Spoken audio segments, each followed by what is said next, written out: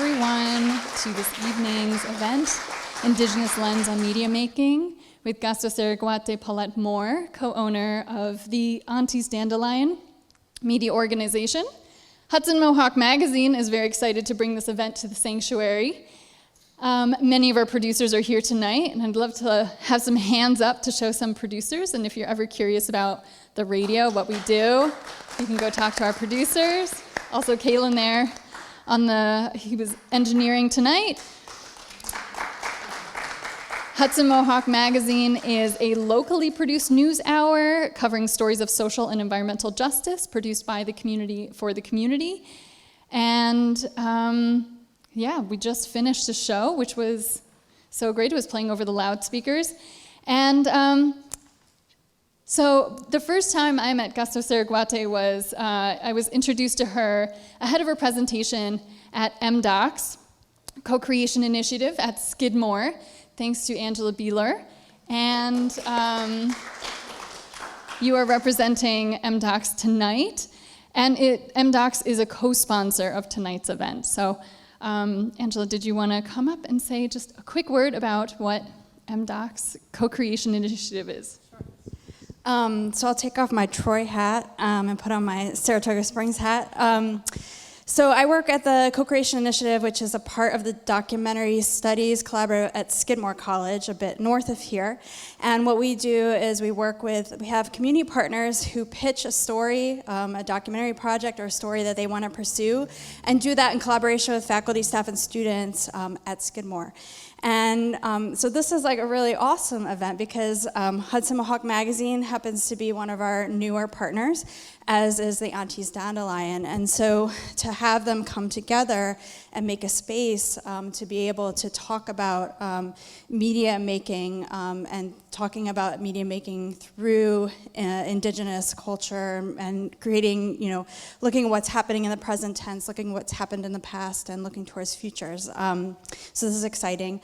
And in general, we've had nearly a dozen different organizations come through and do all kinds of different projects. And I'm just going to leave it at that. But if anybody wants to talk to me about the work that we're doing there and how you could get involved, reach out to me.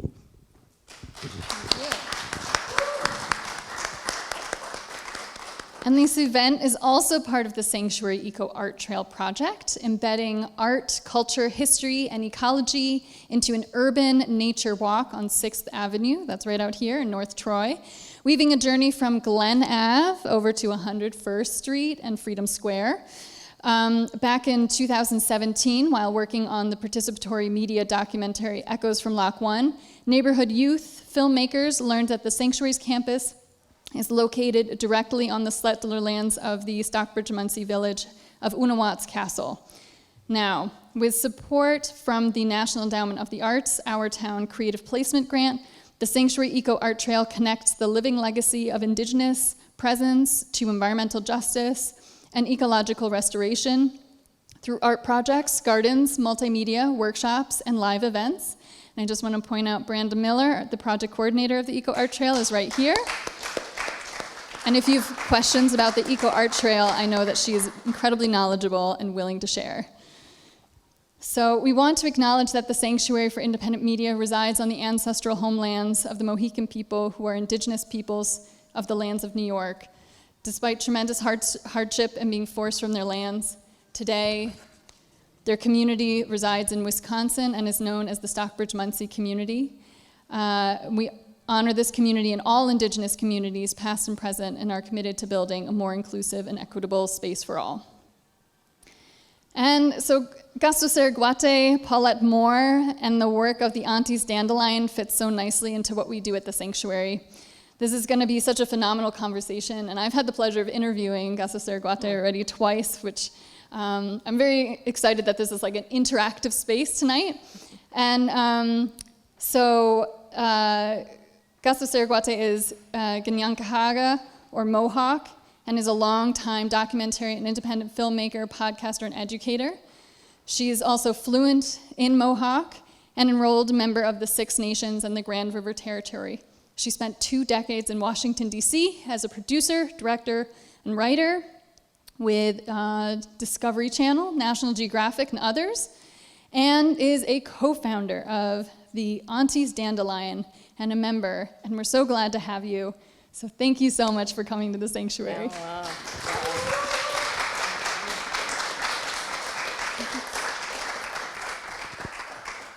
My heart is already full. So, Nyawa Sewa Gwego, Kahstoserakwathe Yongyats. As you heard, my name is Kahstoserakwathe Paulette Moore. And Kahstoserakwathe means bright feather. It's a name that I just love and I aspire to, and that influences me and guides me. So I would love to share with you our first ceremony, which is called the Onkwehon, before we get started. And this ceremony is a way for us to get all on the same page. You may have heard of it through Robin Wall Kimmerer's book, Braiding Sweetgrass, and she talks about Kanyenkehà, which is very close to here. And this is so close to our homelands, and we were displaced, especially the Mohawk people were displaced, and the rest of our confederacy. But these are our traditional homelands close by, and Cohoes Falls is a very sacred part of our origin stories as a confederacy as well. So it's just always, I spend a lot of time now in the Southwest with my partner who is Pueblo Isleta. I spend a lot of time at Six Nations and in Toronto where I'm getting my PhD, but it's just always so amazing to be home in the homelands and with people who are caring for this land and really honoring the spirit of what is here and just very expansive and open. So Nyawagoa to the media, the sanctuary, and to the people, to Sina and to Angela and to Barbara and to everybody here. Troy set us up and all these volunteers here. And I'm just so excited, like I can't get my arms around and my brain around everything that's going on. So it seems like it's gonna be an expansive adventure to really understand what is going on here. And from what I see, I really honor. So in that spirit, the Onkwehon is, we are giving thanks to the natural world and to each other, which is a very different thing than giving thanks for, right? We're not doing it through an intermediary. It's a way for us to connect directly to the things that allow us to survive and to thrive. And it's a scientific accounting as well, because we make our way, and done properly beyond my Mohawk, fluency reach, this can go on for half a day. When we came together, we would take the time in order to give gratitude first, and then it's Ohandu Gariwa, that's the business. Before the business, this is what we do in order to just kind of ground ourselves, literally, and then we make our way up we start with each other, Mother Earth, then we make our way to the medicines, the fish, the waters, we make our way up to the animals that give themselves to us, to the corn, beans, and squash, to the strawberries, our lead berry, to the deer, who is our lead animal, the eagle, that is our lead bird, and then up into sky world, to the four winds, to the ratiweras, which are the thunders, and then to Sunkwaya Dizu, creator, and the great intelligent energy that connects us. So I invite you, as I'm saying this, you'll hear a line, Etoni and Dunhak Neungwatni Gunra, and I'll give you a little indication. And I invite you to either say yo or nyo, and that is the response that's just saying, I hear you, we're getting on board with each other. So I'll just give you that prompt every time, and I invite you to participate. And it takes about 5 minutes. So, and I'm just honored to speak my language here and so close to our homeland. So, Ona se watahunsias kanjokwa I ikari whaiandakwa ne ohanda gare wadekwa ne garun wera dunsara. Agwego onskat ne giandida wahwe nuni ne angwat ni gora. Tano diatinu waradu ne ongwe su a etonian dunhak ne angwat ni gora. Yo. Agwego onskat ne giandida wahwe nuni ne angwat ni gora. Tano diatinu waradu ne yetini staha o huanja etonian dunhak ne angwat ni gora. Agwego onskat ne giandida wahwe nuni ne angwat ni gora. Tano diatina waradu ne gana ka garunyo etonian dunhak ne angwat ni gora. Agwego onskat, oh, thank you for that. I feel so good. Agwego onskat ne giandida wahwe nuni ne angwat ni gora. Tano diatina waradu ne ganjong su a etonian dunhak ne angwat ni gora. Agwego onskat ne giandida wahwe nuni ne angwat ni gora. Tano diatina waradu ne gahik su a tano ne agwatiku watiko wana ne ni ohundesa etonian dunhak ne angwat ni gora. Agwego onskat ne giandida wahwe nuni ne angwat ni gora. Tano diatina waradu ne ochi nuwa su a etonian dunhak ne angwat ni gora. Agwego onskat ne giandida wahwe nuni ne angwat ni gora. Tano diatina waradu ne gundirio. Tano ne agwatiku watiko wana ne oskanundu etonian dunhak ne angwat ni gora. Agwego onskat ne giandida wahwe nuni ne angwat ni gora. Tano diatinu waradu ne garonto ogu a tano ne agwatiku watiko wana ne awata etonian dunhak ne angwat ni gora. Agwego onskat ne giandida wahwe nuni ne angwat ni gora. Tano diatinu waradu ne ochi da ogu a. Danu ne agwatiku watiko wana ne agwex etonian dunhak ne angwat ni gora. Agwego onskat ne giandida wahwe nuni ne angwat ni gora. Danu diatinu waradu ne gayere ni gawerge ne otorege onjege yate wasotos danu jit garagwanagats etonian dunhak ne angwat ni gora. Agwego onskat ne giandida wahwe nuni ne angwat ni gora. Dano diatinu waradu ne de yunki yaradu etonian dunhak ne angwat ni gora. Agwego onskat ne giandida wahwe nuni ne angwat ni gora. Dano diachida wanu waradu ne achida waji agarakwa etonian dunhak ne angwat ni gora. Agwego onskat ne giandida wahwe nuni ne angwat ni gora. Dano diatinu waradu ne yoji stokwarunyo etonian dunhak ne angwat ni gora. Agwego onskat ne giandida wahwe nuni ne angwat ni gora. Dano diatinu waradu ne yeti sota asonta ne kagarakwa etonian dunhak ne angwat ni gora. Agwego onskat ne giandida wahwe nuni ne angwat ni gora. Dano diachida wanu waradu ne sunkwaya dizu dana gaza stansara goa sa oyera etonian dunhak ne angwat ni gora. Etonun dat gatiri watkwene gina hoda ikari wayandakwa doga sunget ni gora awada aize wat kawe ne garun weradunsara. Dano etuniga wanage dano ona eto. And those are all my words. So yawa, and now our minds are one. And what we say at the end of that is, now I've given my responsibility. If there's anything that I've forgotten, you can add that and bring it to that circle as well. So, and just note how your body feels, even if you can't understand the language. It's a language that emerges from the earth.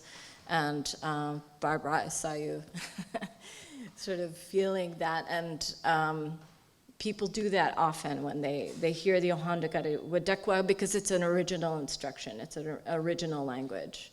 So yawa for listening to that. So today I want to talk about an Indigenous lens on filmmaking. I am, in my past, a producer, director, and writer of mainstream media, starting out as a little baby reporter in Washington, D.C., and then embarked on a very long journey to get to where we are today. And we're going to talk a little bit about the bookends of how that went on, and it is my own story, but it's also the story of all of us who are trying to undo things and then bring new things back together. So it's my honor to share this with you. And we mentioned the Aunties Dandelion, which is my media organization. So I'm an auntie. I loved this word when I moved back to my community. Just 10 years ago, I came back to Six Nations to learn my language and to be in the community where my grandfather grew up, and he took us there as children, and he loved speaking Mohawk so much. He loved being Mohawk so much, and he had his language intact, which is, for that generation, unusual. And he taught me just a few words, when you're 16 years old or, even younger than that. You just you're like, okay, we're at Six Nations, oh, cool. Or there's a lot of people named Hill, which is our family, and you don't really understand that. So he taught me a few words. One is sego, which is hello. Another is raksota, right, which is grandfather. And in my late 40s, that word started coming after me. It started chasing me around, and I'm like, I think I know the Mohawk word for grandfather, And so I looked it up, and definitely I did, and it just kind of, that's how that language is, and the ancestors are like that. They're just coming after you. And that began this journey away from mainstream media and back into my own communities. And so I was also, when I came back to my community, I was so excited to understand that I wasn't aging out of something, which I'm in media and entertainment, right? And there's a limit. And in our communities, the aunties are just so powerful. And so I was aging into something and just, having this expansiveness that in other contexts was not available in a lot of ways to me. Although I do know a lot of even Indigenous and non-Indigenous aunties who are just, in this room, right? So I am a filmmaker, a longtime filmmaker. I'm a podcaster. Our Aunties Dandelion organization is based in, so we're focused on revitalizing our communities through stories of land, language, and relationships. And we really feel like these three things are the things that are very from the Indigenous side, and there's something that Indigenous and non-Indigenous people can relate to, and the auntie thing as well. So when I say what kwana waradu, say wagwego, you can see how big our words are. And we have little root words. It takes 5,000 hours to be just a basic Mohawk speaker, because our words are whole sentences, and built into these words are the relationships we have. So I can say wat kwana waradu from me, greetings, love, and respect from me to all y'all. Or I can say wat gunu waradu, greetings, love, and respect to you. Or wat gani waradu, just me to the two of you. So it gives you a sense that we have about 200 pronouns like that. We always know who's relating to who. There's no objective like something happened, something happened with an action from one person to another. So that's from me to all of you. So you all probably recognize the Haudenosaunee flag, the Haudenosaunee flag. I'm still seeing people referring to us as Iroquois. That is not correct. That is a colonial way of referring to us. So you've heard Haudenosaunee. Haudenosaunee is the Kanyenkehà version of Haudenosaunee. And what this word means is the house builders. So we built the longhouses. You've probably seen our longhouses. There's some that are very close to here. And that is the way that we built our confederacy, because we were all at war with each other. And then we had the peacemaker come and to Cohoes Falls, and really transformed the minds of the people that are in these nations. So it started with 5 nations, and as you can see, there's our flag. It's purple and white because it's made out of quahog shells, and we just love purple. If you see someone wearing purple, they're probably Haudenosaunee. So, and if you see here, The flag corresponds, it's a map as well. So the flag, some of you may know that, some of you may not know that.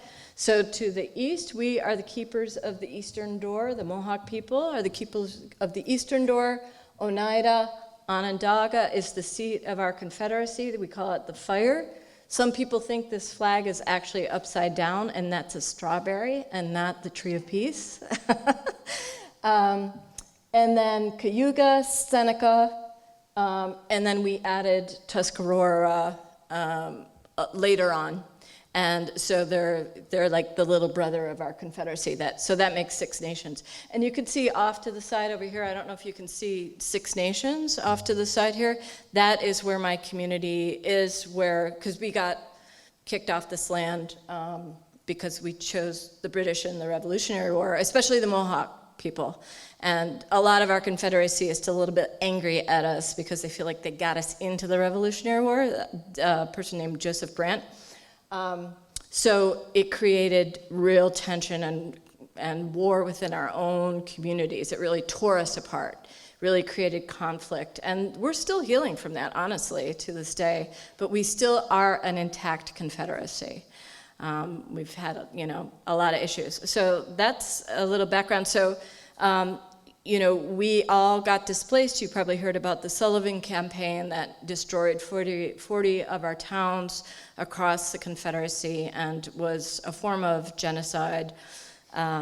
So there's a lot of history that's going on here, but that's the basic background of the Haudenosaunee Confederacy. And you can see here that we have this oral tradition, so it makes sense that I'm in media, because we share stories and we learn from stories. And these are some of what you see here. That's my Uncle Art, his dog Shep, my grandfather. Those men were iron workers, and my cousin is an iron worker. So you've probably heard that Mohawk people came to New York and other places, Rochester, Niagara Falls, to work in high steel. And there is a myth that they're not afraid of heights, but that's not true. They just needed an economic way of living in the world, and they got big cars and stuff.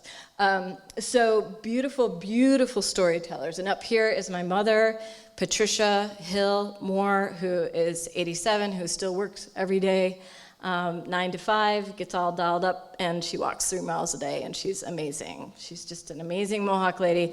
And that is my Uncle Art, who you see over here, and just such a beautiful storyteller, taking the simplest story and making it into just this beautiful adventure. And then these ladies down here, Robin Welkimmer is there as well. We were out in Wisconsin at Menominee Nation, and the reason this is notable is because these women and we all stood around for about 2 hours in a parking lot, doubled over, laughing and telling stories. And it's not just the Haudenosaunee. I mean, that's like, there's Oneida people there, there's Ojibwe people there, Cree and Potawatomi, and it's just this great joy within our nations to share stories and to just learn from that and laugh from that and thrive from those things. Again, the Aunties Dandelion. I have pins and stickers for you later, but you have to listen to my podcast. I'll be watching. So that's our organization that we founded in 2019 as the pandemic was coming on.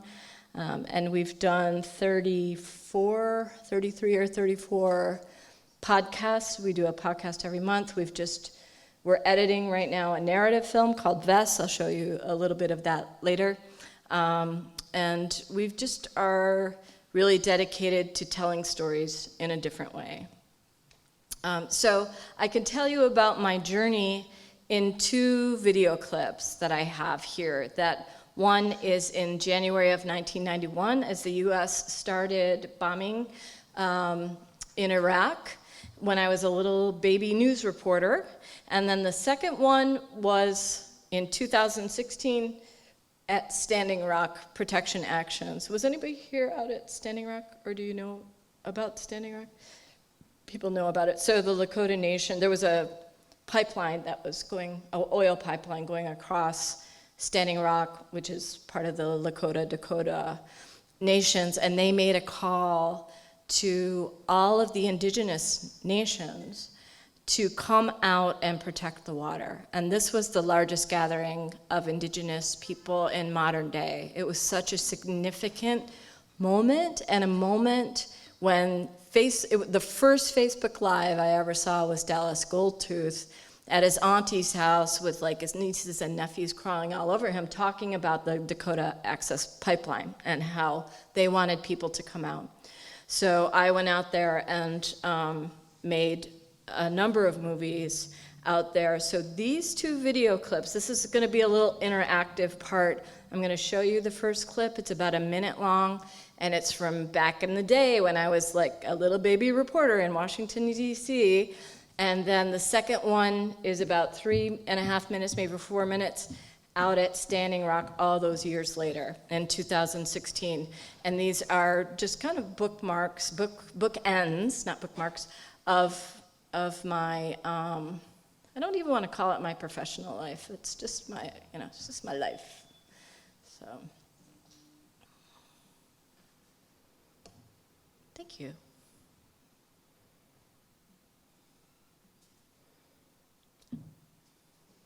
U.S. financial markets face some uncertain days ahead as traders and economic analysts monitor news from the Persian Gulf.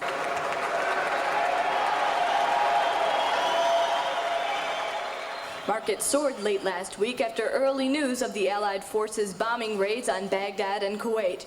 Those markets reflected the euphoria felt in the country, anticipating the war would be swift and successful. And as markets climbed, oil prices plunged with the news the government will release 1.1 million barrels per day in oil reserves. But in coming days, that euphoria could chill as the realities of war make themselves evident, as casualties start to mount or a drawn-out conflict looks possible. Yeah, no. No need. Thank you, though. So think about what you saw there, content-wise, pacing-wise, what is the surroundings, and then look at this next clip out at Standing Rock. And a little bit of background of this, the drone pilots were so important out at Standing Rock. Now drones are everywhere, but they were not just, a couple years ago, just in 2016. The indigenous pilots out there were pioneering this technology, and it was so important because it was about the land and what was happening to their land. It was so powerful. So the clip I'm going to show you is an interview with Dean Dedman, also known as Shie Bizel, and this is his land. So he's from Standing Rock, and he is one of the pilots. So on this day, this was after a really brutal, I don't know if you know that, there was so much violence out there, but there was so much family out there. We just made family. We reminded ourselves that we were sovereign people out there on the plains making a city, making a village together. Dean was not able to fly. They had a no-fly rule for 5 days after this brutal, one of the camps that was further up from the main Standing Rock camps got evicted because they were stopping, the pipeline company was making an end run to the Missouri River. And this is all still in play. I can tell you about that later. They did not have a permit to cross, and still don't, honestly. And that's what's in federal court right now. But so this is after 5 days of not being able to fly those drones, and Dean Dedman is talking about how he's doing.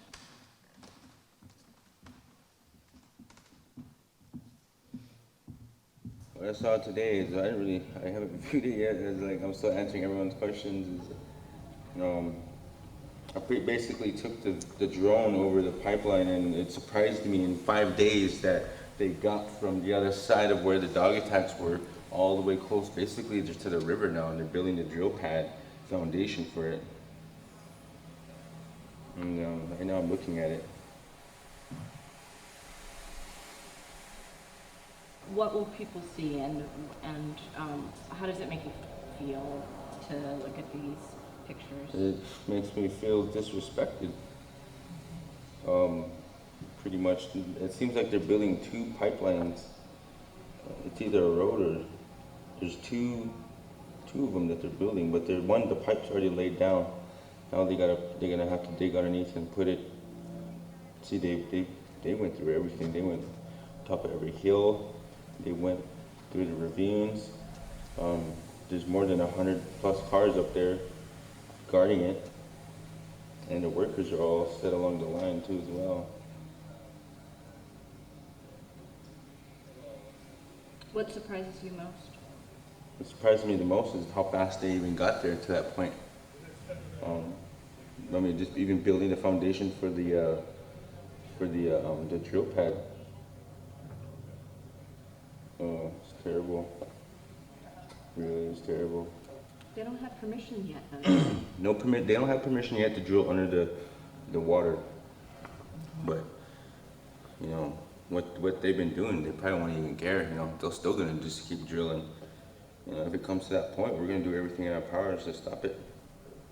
You know, I'm from here, and I remember the days where we used to even just go freely up to 1806 with no problem. You know, and not once in my lifetime I thought it would ever come to this point where this would be coming through. You know, close to our home, and it has.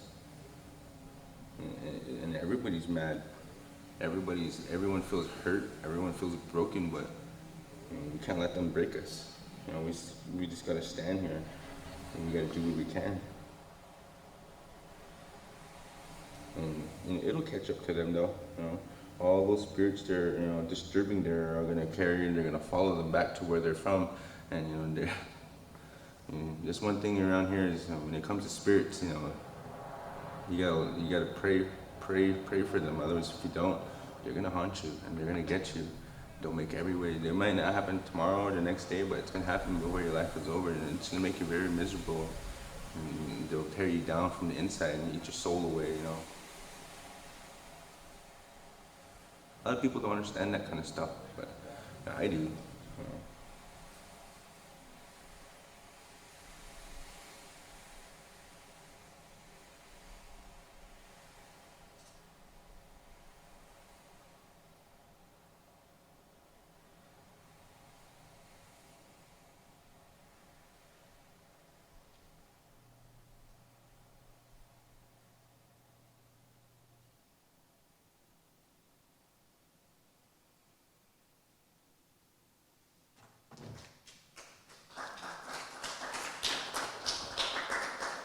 Thank you. So, if you all could take 5 minutes and talk to each other about those 2 clips, what you see in them, like I said, similarities in content, pacing, anything you want to look at, or if you want to make up a whole new category, that's good too. So just talk to each other, and then when you're done, maybe a few of you could come up and tell us what you saw. It's always so helpful for me to see what people are seeing in these clips, all these times apart.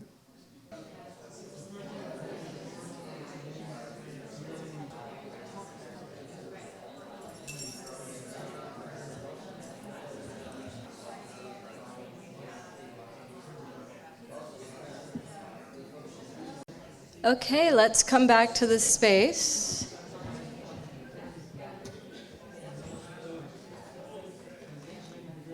And we'd love to have somebody, I'd love to hear what you're sharing with each other, and if you could come up to the mic, that would be wonderful. So please do come up. Tell us what you saw.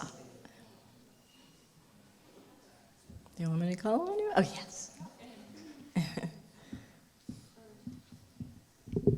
Hello. We were just basically saying that in the first clip, it felt really scripted. And it was so fast that there wasn't a whole lot of time to process anything emotionally. And the second clip, the imagery that was included of the land and the person that you were interviewing, it felt more of a decentering of yourself. Yeah. And the pace was much more slower and there was more humanness, more different perspective that isn't typically offered in media. And for me, it felt I was more able to process it on an emotional level. Yeah. Thank you. I appreciate it. And why do you think that is? Why do you think it was easier to process the second one? I think the reasons that I mentioned, it felt much less scripted. Yeah. And there was a decentering of topics such as like profit and imagery that is typically included in media, and it was more organic and just more human to human connection. Topics such as like spirituality that were brought up in the second clip was really powerful, and is, as Ariel was saying, it's not something that's typically included in media. That's right. Dreams, spirituality. Yeah. There was like space that was created for those topics to unfold. Yeah, wonderful. Thank you. Yeah. Thanks. What's your name? Allie. Thanks. Thank you. Thank you. That's great. Great insight. Yeah. Who else? Yeah.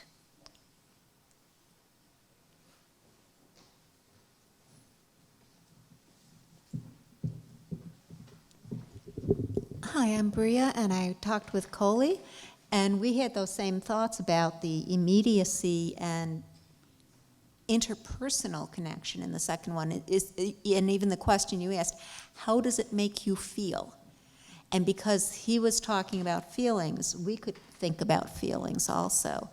And the pacing, where it just that long shot at the end, showing the landscape, showing the pipeline, without any voiceover, just letting us come to our own conclusions and our own observations. And we also mentioned that, the fact that you're having us talk to each other instead of maintaining the I am the presenter, listen up, seems to be a big part of that too. Oh, thank you. That's a great insight. Thank you.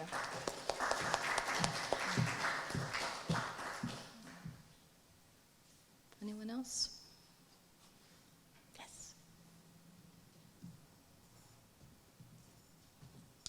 I'm not going to talk about what these videos had in different, but I'm going to talk about what they had in common. And what they had in common is the fact that the oil monopoly machine just keeps turning, and it just keeps pumping that black out from under the ground. And I went to the free school, so we knew back in like 2004 that peak oil was going to be a thing around 2020, and the fact is, oil is a finite resource. There's only so much of it. So it doesn't matter how long the oil machine thinks it's going to like win the battle. It's not. And I happen to know for a fact that people at RPI had work done on Tesla generators like 5 years ago. So, their time is finite. Have a great day. Yeah, it's about war and it's about oil, just from two different perspectives.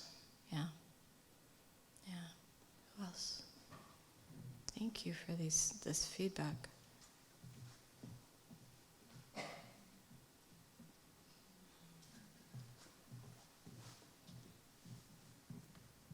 So I came in late, excuse us, but I heard from our neighbors what they were about. But I was very impressed and affected by his attitude towards the spirit will follow them and eat them from the inside. And I know people that I'm always thinking, they're just going to fry in their own juices, which is my way of saying it, that make your own hole. But I was like, that's his only hope, is that somehow they'll somehow get it. And I know I've heard other stories where people have been confronted by other people who stole things from the pyramids. Yes. Yeah, and things happen, and so then you're like, what's going on here? It doesn't make sense.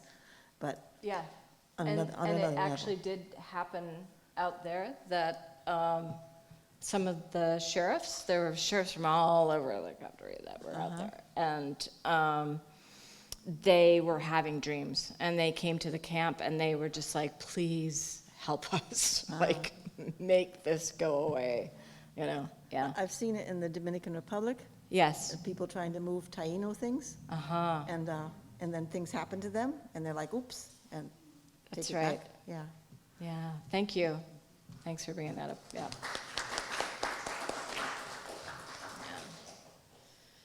Who else, a few more?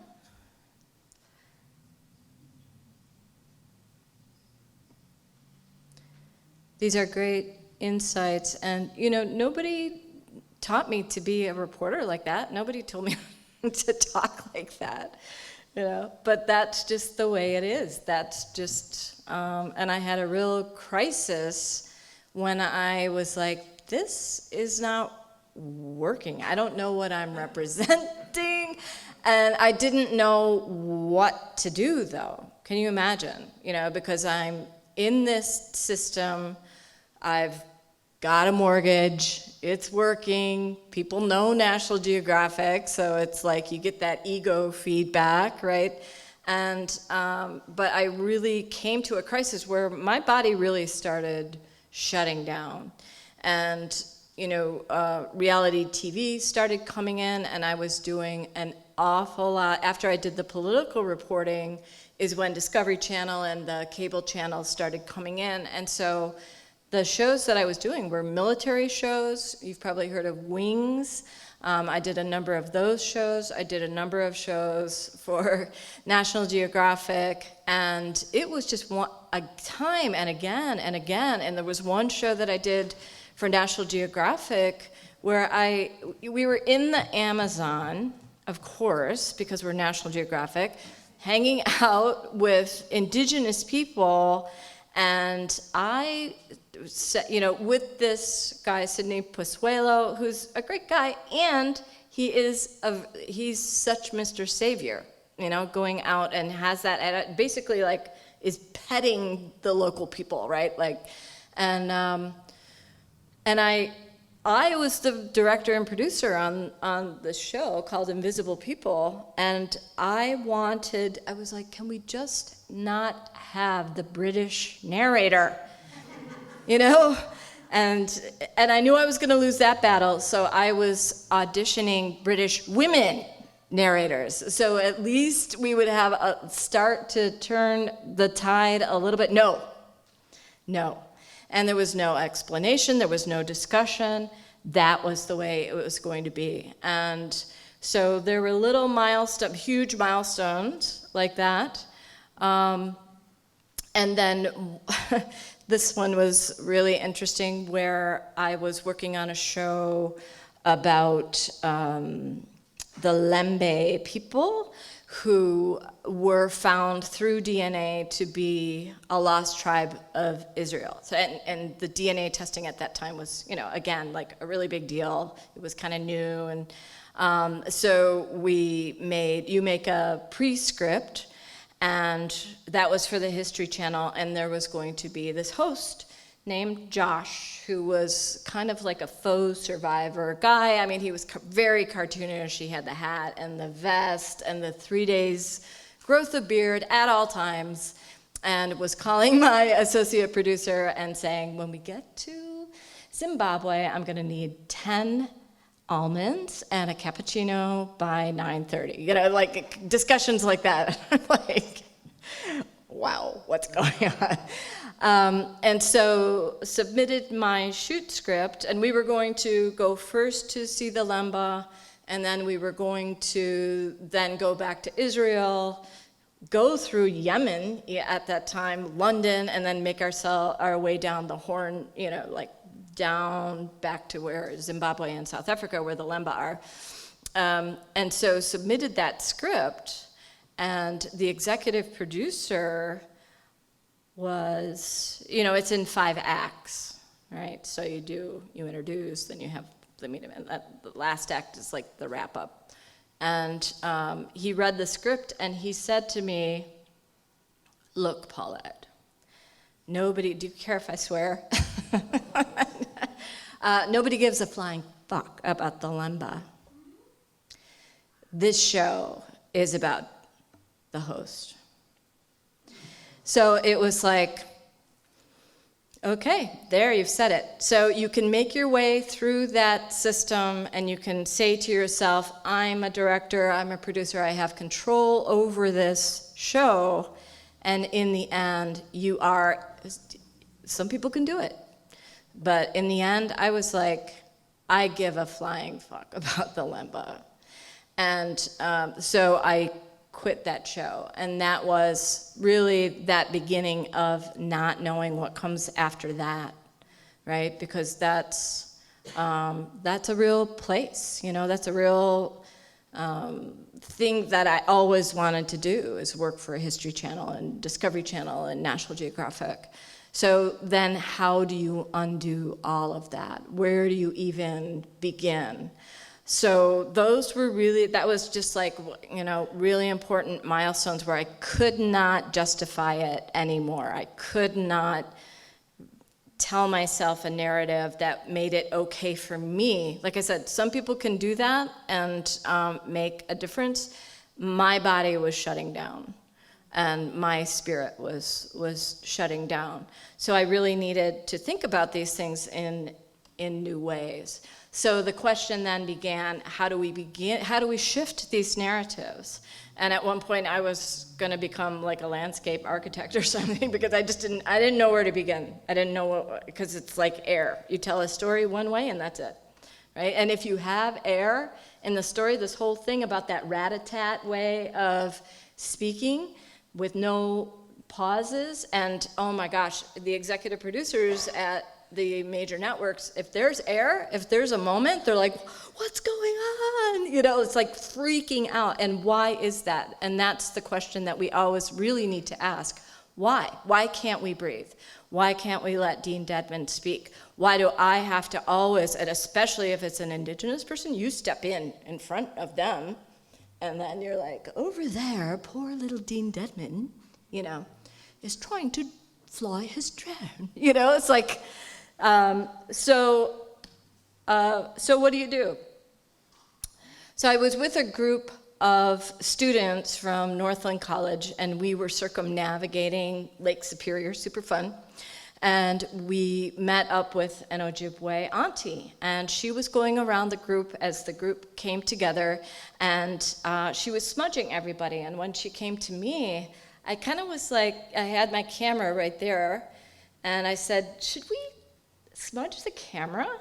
And I didn't want to be that guy that was like, oh, I smudged my camera, so how cool is that? You know, it really needed to be motivated. I didn't want to smudge the camera for no reason. I needed to know why I was doing it.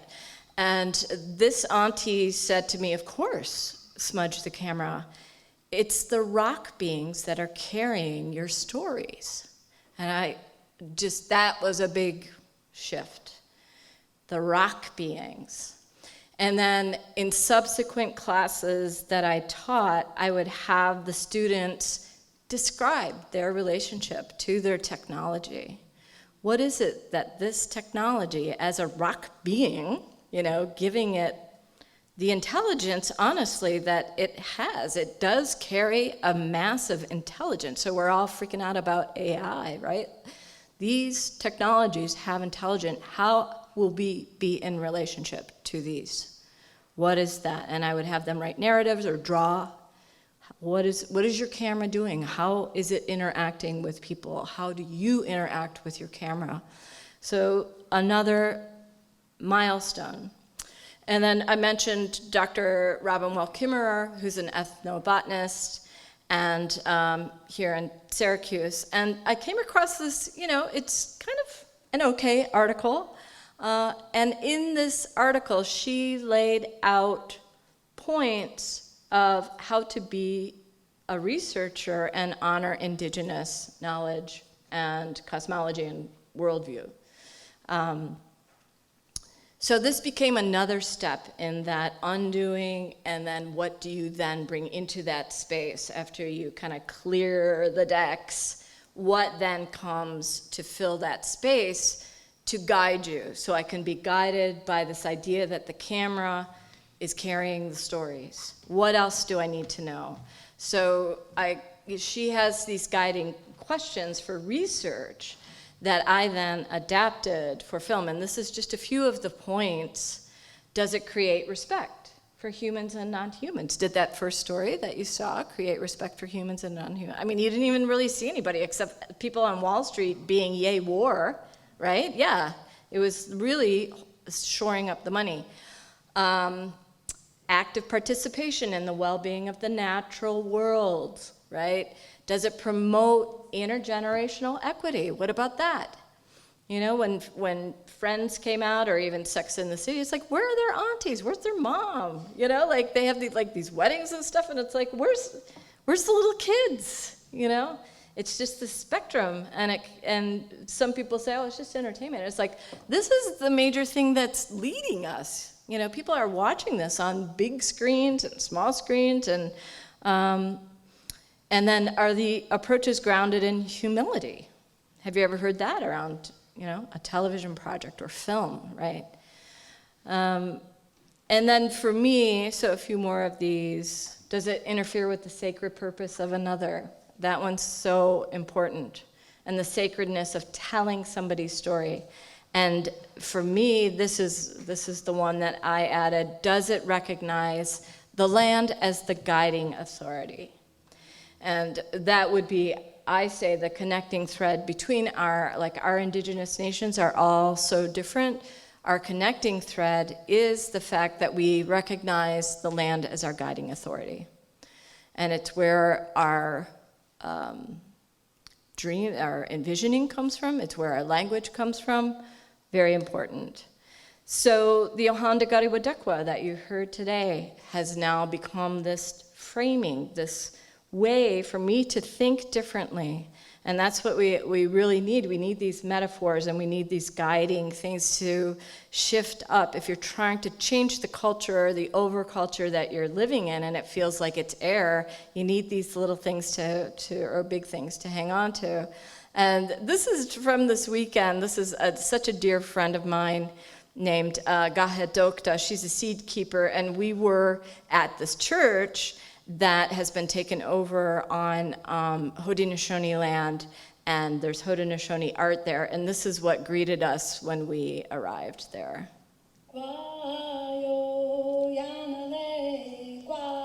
This is Bear Fox, by the way. Oh, beautiful.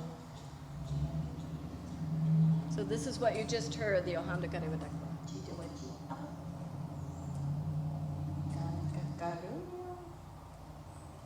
That's the fish.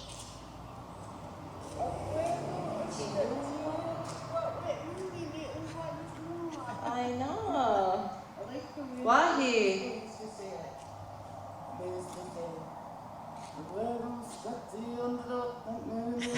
This would never move. No bees or peas. Oh, yeah.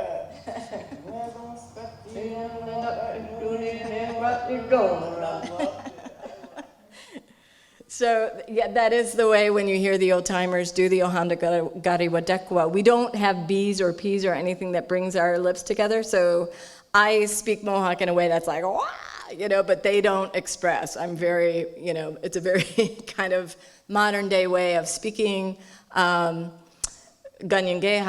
and that's what they have. They have that like and they don't, you can't lip read them. So, you know, just how excited we were to see this Ohandagariwadekwa on, you know, in front of a church that's been taken over, much like here, right?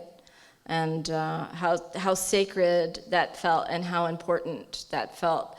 So using the Ohandagariwadekwa and the land as the guiding authority, what that Ohandagariwadekwa does is center us on each other and the natural world. So that's the first one. So this is, I'll show you this clip a little bit later. So the narrative film, now I've started doing narrative films, which I love, which is a nice step after doing documentaries, news and documentaries, right? I can write a character and it's really fun. And that is based on my grandfather, who you saw. A lot of the things that VESS, I'll show you now. A lot of things that VESS says is what my grandfather used to say. And VESS is a carpenter philosopher who is based at Six Nations, so it's a compilation of all these men in our community. So we've been really focused on the aunties and the Aunties Dandelion. I wanted to make a film that was about the uncles, and what is it about the uncles in our community? They're often called protectors and warriors. And to me, that involves a certain amount of maybe violence or conflict just in those two descriptors. What I wanted to do is really depict the men that are in our communities that are cultural carriers, that are life givers. They're givers of life. And it's this archetype that are these grumpy dudes, and their hearts are incredible, including my own partner. And VESS is my partner's middle name. Sylvester is his middle name, so that's brought in. It was shot on Six Nations, a completely indigenous crew. It's being edited right now. So this is a trailer for that movie, and some of it is not color corrected. So I showed it at Carlton last night. So you're seeing a very, very, very just early compilation of the VESS film, and I'll come back and show the full thing. And it stars, do you all know Glenn Gould, who, not the piano player, but the Mi'kmaq actor? He's an Outlander, and he's in Tulsa Kings with Sylvester Stallone. He's a marvelous actor, and he's played Mohawk actors before, and he was making me so mad and so happy at the same time, because he pronounces Mohawk like ridiculously well, and the 9-year-old in the movie. So there's an intergenerational aspect to this. It's right. It shows our Grand River. So you'll see a lot of cool stuff from our territory in this trailer. Emergent matriarch Kanyenkehà auntie. You know, people always say that we lost our language, lost our culture. It's not true. Isaac Jacket Hill was my grandfather. All of a sudden I remembered a word he used to share, Laksotan. Grandfather, right? I'm not gonna lie, I miss you. There you go, Beth. Well, this is just terrible. Terrible nice. It's an original instruction. It comes up from the land. It's sort of like that word. Asquatadiri Wadahunsanade. Asquari Wadahunsanade. Here's a Kahstoserakwathe Paulette Moore.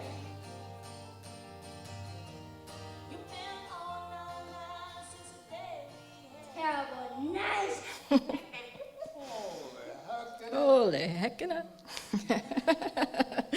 So it was just a really happy, set, and we had this 9-year-old on set, and we had to take care of the 9-year-old and the family, and we couldn't shoot for more than 9 hours a day, so it wasn't this crazy adventure, and it really did feel like an indigenous way of being, or a very humane way of making a film. We all stayed on that, it's called Chiefswood Park.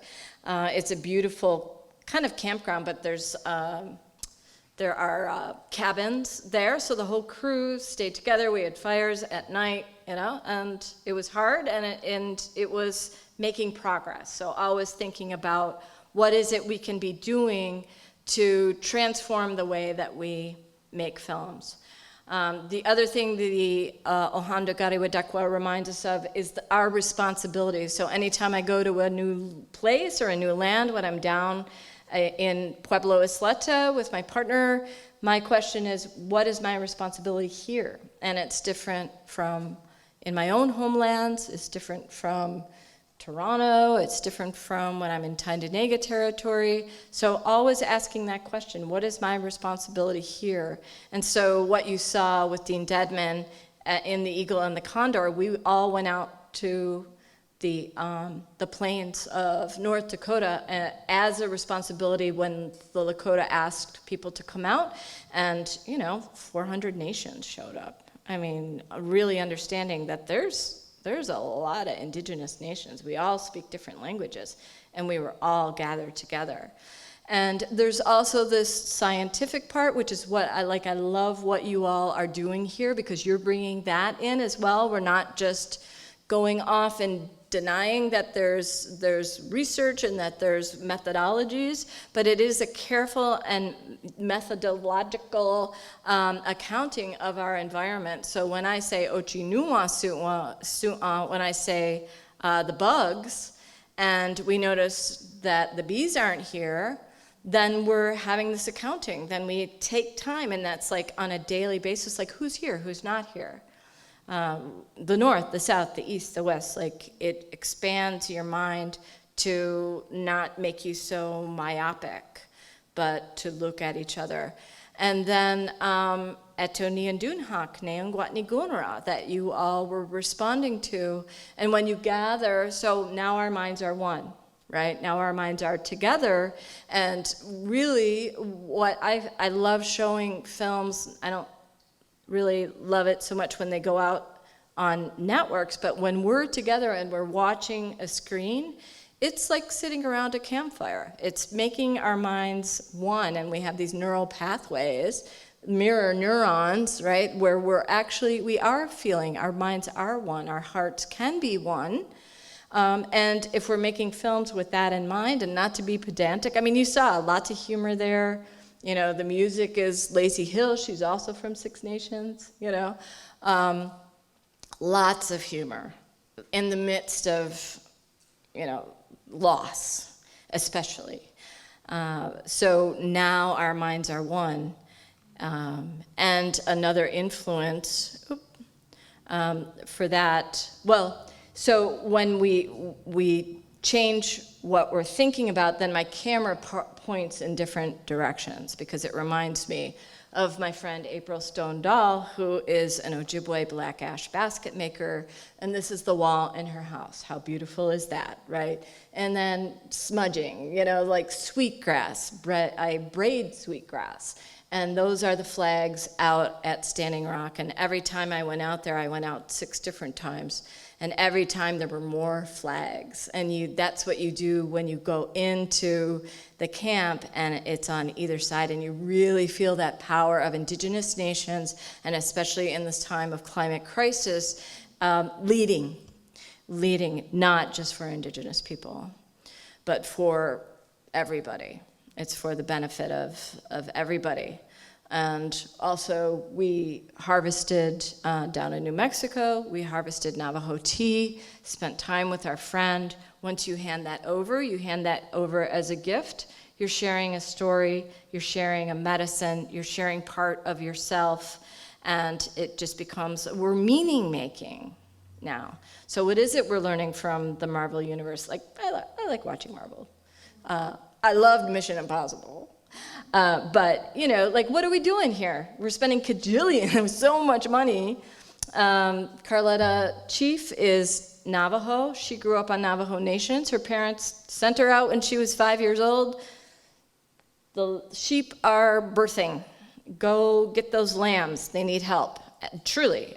So she has this expertise about her land and about the ways of the animals that they have on their land. She went out and she tells this story of carrying this lamb back miles at the age of 5. That's her responsibility.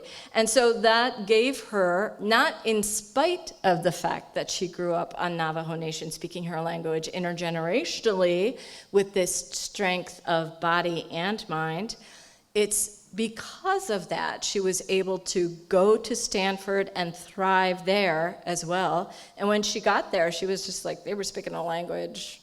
I was like, I think they're speaking English, but it was like all this insider baseball. So she adapted and she was able to thrive. And now she brings that scientific knowledge back to her communities, and she teaches the people, and she was involved in the Gold King mine that happened in 2014, I think, and that contaminated ceremonial waters as well as agricultural waters. So she's been going community to community with her scientific knowledge, so using this expertise and technical, she invented this thing that's in the ground. It's called the air permeator, where it measures the way that water goes through the soil.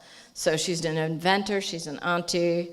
And then these beautiful things are cedar roses. I had the privilege of paddling in the coastal families, the Suquamish and other families out on the West Coast every summer.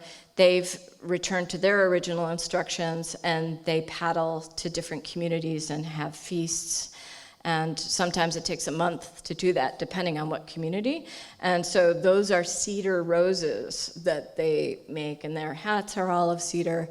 And so just the amount of meaning making that can happen, and we can also be expertise in the technical side, and and adapt, just like we're adapting that camera, adapting that Western way, but it works for us.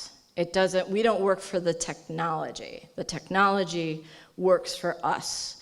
And I think that's a change of perspective that's really important that we bring to the world. And just again, like there's my friend that you saw, we were walking into the church together, or the former church, the space together, and she creates these mortar and pestle. She's a seed saver. She prints she prints these logs. When they cut those logs, they have to burn them out, and then she pounds corn in a traditional way. Up there, we were in Norway with the Sami people, the reindeer people, in Norway in the summer, and that's from the knot of a tree, and just all these stories. And then that's how I end up, talk about, filming the land, making the land. I'm just always down in the land with the water and doing my filming. Another way of thinking of this as well is pulling from other scholars that talk about the need for zones of refuge. And if you pull in, say, Black futurisms, what Octavia Butler does, why do you do that? Why do you create this story, the story that's set in the future, like for instance with Octavia Butler? What does that do? It puts us in the future. It's important that we're seen, not only now, because people love to just keep saying that we're almost extinct. I can't even tell you how many Wikipedia articles and other articles that just say the Iroquois were a group of people that once upon a time. I'm like, we're here, and we're not Iroquois. So this idea that zones of refuge that are immune to the reaches, we can't be immune to the reaches of imperialism, but, zones of refuge, just thinking about that, and this expanding this space where knowledge has been historically guarded, exercised, and sustained. And I really feel like this space is a zone of refuge. It's really, really a beautiful space. So getting on down toward these final ideas, I interviewed Danis Goulet in the summer for the Aunties Dandelion, and she is Cree. She's just amazing. She makes spaces. I gotta tell you, the Indigenous filmmakers on the Canadian side women are rising. The Indigenous women are just rising, and they are so generous and so collaborative. And her 2021 film, Night Raiders, is a post-apocalyptic film starring Elamaya Tailfeathers, who is Sami and Cree, and she was the highest. That film, executive produced by Taika Waititi, was the highest budgeted Indigenous film in Canada ever, and she just keeps going. So she started out with short films, weaves Cree into her films, and has Cree as the guiding worldview in her films. So I'll show you just 2 sound bites from her. This is about the language. Sometimes it's emotional and it's hard learning the language, but it's so good for the spirit. And anytime there's the opportunity to put it on screen, those are my favorite things to shoot, to hear it, to commit it to screen where you know it's going to live on through this medium. So she talks as well. She directed some of the things you may have seen were the funeral scene in Reservation Dogs. Beautiful. I think it's my favorite episode of Reservation Dogs because it really is so true to the way Awake goes on in our communities. Not, like I said, we're not all the same, but that is very similar across communities. And then she also directed the Dear Woman episode that happened this season. So, it's this permission to change things up and do things differently and smudge on set. And, we did the Ohandagariwadekwa to open our film VESS and to close it. And of course, when we're doing the opening, here's an eagle circling above us. And you see in the movie, I include, everything in the movie is true, things that I've seen. And when he's kind of down on his knee talking to his sister-in-law, who is passed, this light comes on him from no discernible source, and then the door blows up, and he's like, okay, we're wrapping it up, And so these kind of magical things that happen when you're in that spirit place, and I've seen those things happen at funerals. Like, there's nothing in that movie that I've made up. So there's that spirituality that exists as well. And one more from Danis. The film industry was built to exploit. And so if you want to work in the film industry and you go into that, it's sort of like, okay, how can we do this actually in a way that's driven by values? And then obviously in Indigenous production, you'd be looking at what are your values that come from your community or your specific culture that can inform the film process. And what I love about that is that invitation. It's, the Indigenous way is one way, and just asking that question, what is the value from within your community? How can what she's doing or what we're doing here inspire you in whatever you're doing? I mean, we use this, the talk we gave at Carleton yesterday was about Indigenous design and planning, which is what my partner does. But in, helping communities envision, remember their past, acknowledge their present, and live into the future. And how can we do that in all of our communities? By just kind of thinking about these key questions and key framings for how to think about it. So, and one more. So this is fun. Have you anybody come across this book, Wayfinding, by M.R. O'Connor? She's a marvelous science writer. And this book is just packed full of information. And what happened with her is that she was in New Mexico driving by GPS on this road. The road becomes a dirt road and the sun is going down, and she just keeps driving, and the GPS tells her that she just needs to keep going. She's looking for the spa. She's looking for this spring. Drive. Finally, she gets out of the car and kind of walks a little bit. She's about to drive off a cliff. It was almost death by GPS.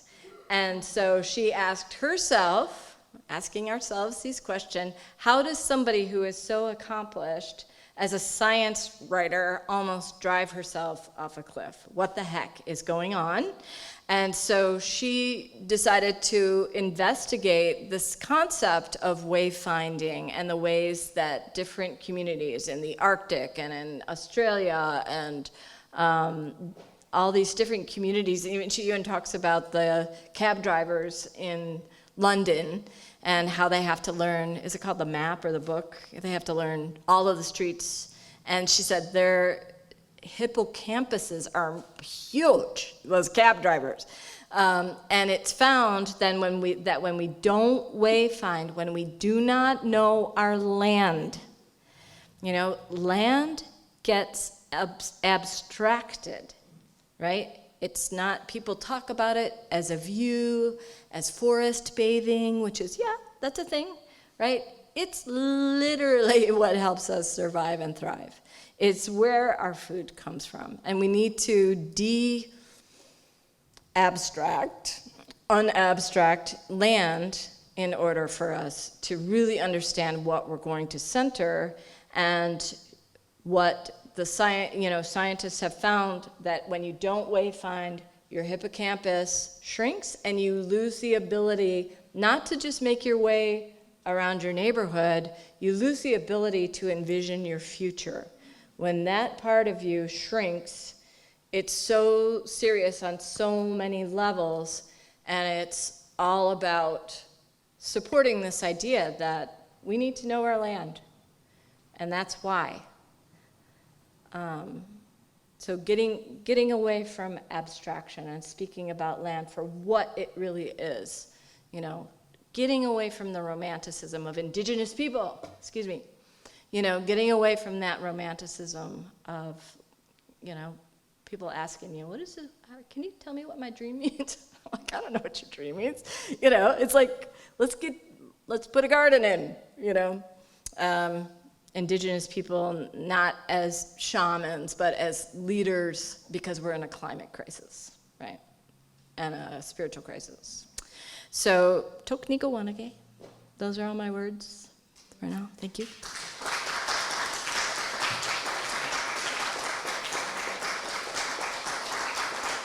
Now.